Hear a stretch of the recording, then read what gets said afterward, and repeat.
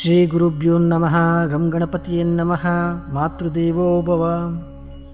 ನಮ್ಮೆಲ್ಲ ವೀಕ್ಷಕ ಪ್ರಭುಗಳಿಗೆ beats of India Kannada ಚಾನಲ್ನ ವತಿಯಿಂದ ನಮಸ್ತೆ. ಯಾರೆಲ್ಲ ಈ ವಿಡಿಯೋ ನೋಡ್ತಿದ್ದೀರಿ ತಮ್ಮೆಲ್ಲರಲ್ಲಿ ನನ್ನ ವಿನಂತಿ, ದಯವಿಟ್ಟು ನಮ್ಮ ಚಾನಲನ್ನು ಈಗಲೇ ಸಬ್ಸ್ಕ್ರೈಬ್ ಮಾಡಿಕೊಳ್ಳಿ, ಹಾಗೆ ಲೈಕ್ ಮಾಡಿ, ಮತ್ತು ನಿಮ್ಮ ಅಭಿಪ್ರಾಯವನ್ನು ಕಾಮೆಂಟ್ ರೂಪದಲ್ಲಿ ತಿಳಿಸುವುದನ್ನು ಮರಿಬೇಡಿ ಎಂದು ಕೇಳಿಕೊಳ್ಳುತ್ತಾ ಬನ್ನಿ ಈಗ ವಿಡಿಯೋ ಶುರು ಮಾಡೋಣ. ಸ್ನೇಹಿತರೆ, ದ್ವಾದಶ ರಾಶಿಗಳ ನವೆಂಬರ್ ತಿಂಗಳ ಫಲಾಫಲ ಹೇಗಿದೆ ಎಂದು ತಿಳಿದುಕೊಳ್ಳುವ ಮುನ್ನ ಗ್ರಹಗಳ ಸ್ಥಾನದ ಬಗ್ಗೆ ತಿಳಿಸಿ ಇದರಿಂದ ದ್ವಾದಶ ರಾಶಿಯವರಿಗೆ ಏನೆಲ್ಲ ಫಲ ಸಿಗಬಹುದು ಎಂದು ತಿಳಿಯೋಣ. ಸ್ನೇಹಿತರೆ, ಇಲ್ಲಿ ಮತ್ತೊಂದು ತಿಳಿಯಬೇಕಾದ ಮುಖ್ಯ ವಿಚಾರ ಏನೆಂದರೆ, ಬಹಳಷ್ಟು ಜನ ಭವಿಷ್ಯವಾಣಿಯ ಬಗ್ಗೆ ತಪ್ಪು ಮಾಹಿತಿ ಗ್ರಹಿಸಿಕೊಂಡಿದ್ದೀರಿ. ಕಾರಣ, ಬಹಳಷ್ಟು ಮಂದಿ ರಾಶಿ ಭವಿಷ್ಯ ಕಂಡು ನಮಗೆ ನೀವು ಹೇಳೋದೆಲ್ಲ ಯಾವುದೂ ನಡೆಯೋಲ್ಲ, ನೀವು ಹೇಳೋದೆಲ್ಲ ಸುಳ್ಳು ಅಂತೆಲ್ಲ ಬಹಳಷ್ಟು ವಿಡಿಯೋಗಳಿಗೆ ಕಾಮೆಂಟ್ ಮಾಡಿರುವುದನ್ನು ನೋಡಿದ್ದೇವೆ ಹಾಗೂ ಕಂಡಿದ್ದೇವೆ. ಸ್ನೇಹಿತರೆ, ನಿಮಗೆ ಈ ವಿಡಿಯೋ ಮೂಲಕ ತಿಳಿಯಪಡಿಸುವುದು ರಾಶಿ ಭವಿಷ್ಯ ಎನ್ನುವಂಥದ್ದು ವೈಯಕ್ತಿಕವಾದದ್ದಲ್ಲ. ಅಂದರೆ ನಿಮ್ಮ ವೈಯಕ್ತಿಕವಾಗಿ ಯಾರಿಗೂ ನಾವು ಜಾತಕವನ್ನು ಹೇಳ್ತಾ ಇಲ್ಲ, ಇದನ್ನು ಸಾರಾಸಗಟಾಗಿ ಹೇಳುವಂಥದ್ದು.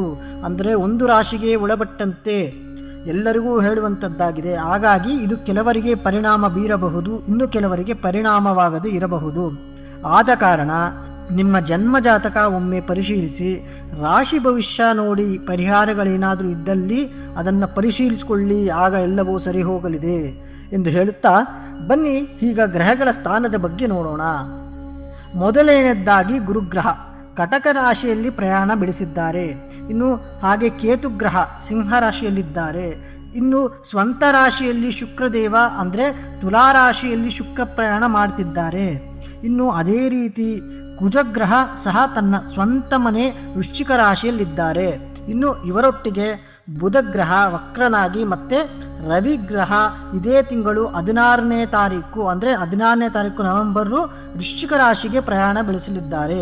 ಹಾಗೆ ರಾಹುಗ್ರಹವನ್ನು ನೋಡೋದಾದರೆ ಯಥಾಸ್ಥಿತಿ ಕುಂಭರಾಶಿಯಲ್ಲಿ ಮುಂದುವರಿಯುತ್ತಿದ್ದಾರೆ.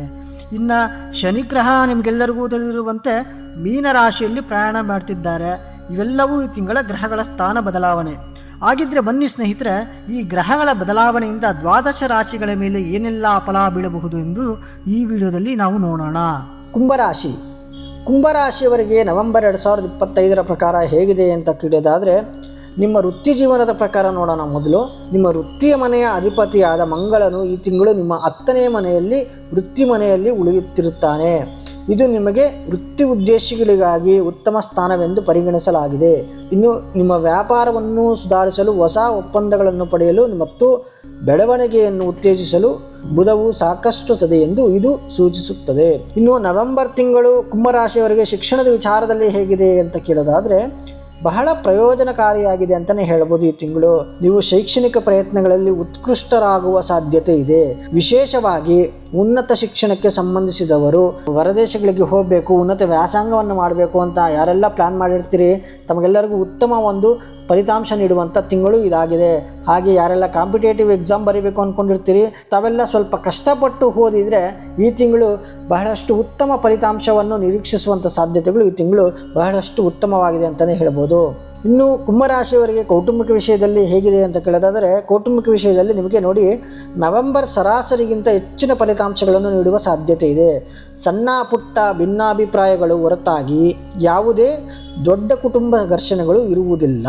ಇನ್ನು ನವೆಂಬರ್ ತಿಂಗಳಲ್ಲಿ ಕುಂಭರಾಶಿಯವರಿಗೆ ಪ್ರೇಮ ಸಂಬಂಧದಲ್ಲಿ ಹೇಗಿದೆ ಅಂತ ಕೇಳೋದಾದರೆ, ಬಹಳಷ್ಟು ಉತ್ತಮವಾಗಿದೆ ಅಂತಲೇ ಹೇಳ್ಬೋದು. ಅಂದರೆ ಪ್ರೇಮದ ವಿಚಾರದಲ್ಲಿ ಪ್ರೇಮ ವಿನಿಮಯ ಆಗುವಂಥದ್ದು, ಅಂದರೆ ಯಾರಿಗೆಲ್ಲ ಆಲ್ರೆಡಿ ಪ್ರೀತಿಯಲ್ಲಿ ಇರ್ತೀರಿ, ತಾವು ಮದುವೆಗೆ ಯಾರೆಲ್ಲ ಮುಂದುವರಿಬೇಕು ಅಂದ್ಕೊಂಡಿರ್ತೀರಿ, ತಾವು ತಮ್ಮ ಮನೆಯಲ್ಲಿ ಒಪ್ಪಿಸುವಂಥ ಸಾಧ್ಯತೆಗಳು ಈ ತಿಂಗಳು ಬಹಳಷ್ಟು ಹೇರಳವಾಗಿದೆ ಅಂತಲೇ ಹೇಳ್ಬೋದು. ಹಾಗೆ ನಿಮ್ಮ ತಂದೆ ತಾಯಿಯಿಂದ ಪಾಸಿಟಿವ್ ಒಂದು ಮಾತುಗಳನ್ನು ಕೇಳುವಂಥ ಸಾಧ್ಯತೆಗಳು ಈ ತಿಂಗಳು ನಿಮಗೆ ಬಹಳಷ್ಟು ಹೇರಳವಾಗಿದೆ ಅಂತಲೇ ಹೇಳ್ಬೋದು. ಪ್ರೀತಿಯಲ್ಲಿ ಯಾರೆಲ್ಲ ಇರ್ತೀರಿ ಕುಂಭರಾಶಿಯವರು ಇವರು.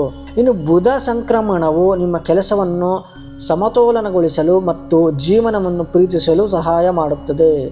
ಇನ್ನು ಶುಕ್ರನ ಬೆಂಬಲವು ನವೆಂಬರ್ 2ರಿಂದ ನವೆಂಬರ್ 26ರವರೆಗೆ ಕುಂಭರಾಶಿಯವರಿಗೆ ಲಭ್ಯವಿರುತ್ತದೆ.